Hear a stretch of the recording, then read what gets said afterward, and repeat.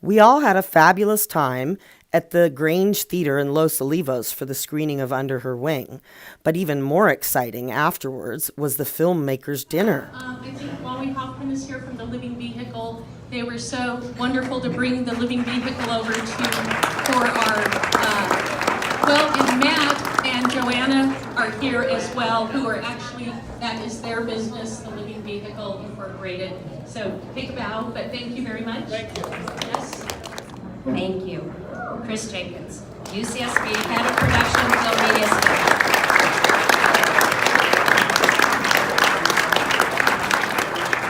Well, thank you all very much. I wanted to thank Lou and Sue so much, and Casey and all the volunteers, and everyone who's made it out here. I really think this is an amazing event.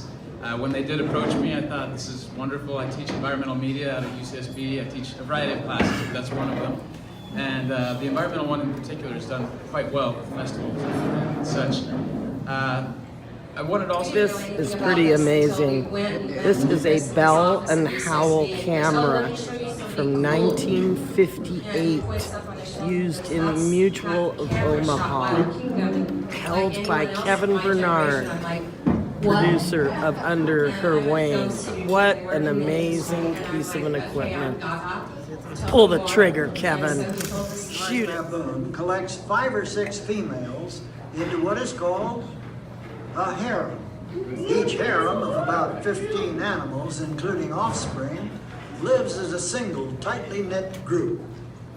When 4 harems that are probably closely related join together, it is called a clan.